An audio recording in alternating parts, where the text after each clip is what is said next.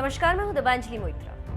Bharat corona महामारी से किस कदर जूझ रहा है, या आप अस्पतालों में लग रही मरीजों की लंबी लाइनें और कब्रिस्तान शमशान पर जलती लाशों को देखकर समझ सकते हैं।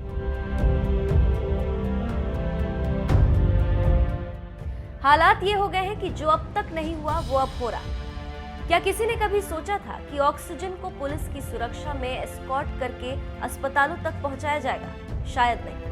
लेकिन कोरोना की दूसरी लहर में इस बार देश ने ये भी देख लिया, विदेशों तक से ऑक्सीजन मंगवाई जा रही। ऐसे भयानक हालात के बीच यूपी बीजेपी के बड़े नेता रत्नाकर ने एक ऐसा बयान दे दिया जिसे देखकर आप भी हैरान रह जाएंगे। इन्हें लगता है कि भारत में तेजी से फैल रही ये कोरोना महामारी दुनिया की साजिश का हिस्सा है।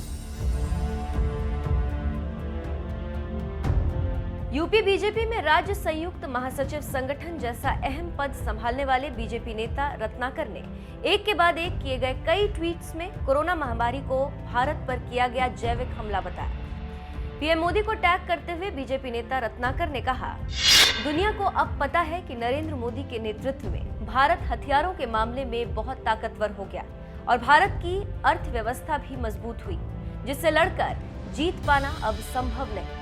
इसीलिए दुनिया की ताकतों ने भारत पर जैविक हथियार से हमला किया। ये देश को समझना पड़ेगा।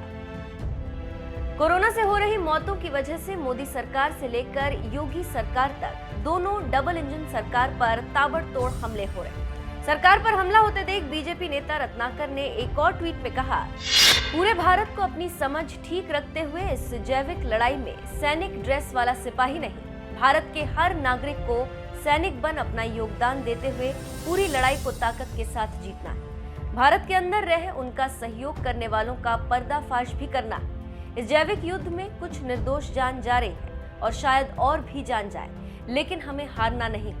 शासन सरकार को कोसने के बजाय उनके निर्देशों पर अमल और पालन करते हुए जीत की तरफ बढ़ना। बीजेपी नेता रत्नाकर के इस बयान पर आशुतोष सिंह नाम के एक ट्विटर यूजर ने बोल दिया, मोदी जी के प्रति इस अथाह प्रेम और चरण चाटुकारिता को देखते हुए ये अंदाजा लगाया जा सकता है शायद प्रधानमंत्री बनने की लाइन में आपका नाम आ जाए। बहरहाल कोरोना से न डरकर बिना ऑक्सीजन के आत्मनिर्भर बनकर लोग जीने की कोशिश करने ही लगे।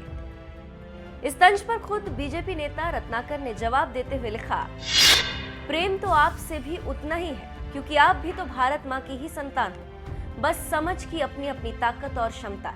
अब आप अपने दायरे से ज्यादा क्या सोच पाएंगे सिवाय घृणा के। जो हमने बात कही उसको समझने की तरफ दिमाग लगाएंगे तो शायद आपकी देशभक्ति को और ताकत मिले।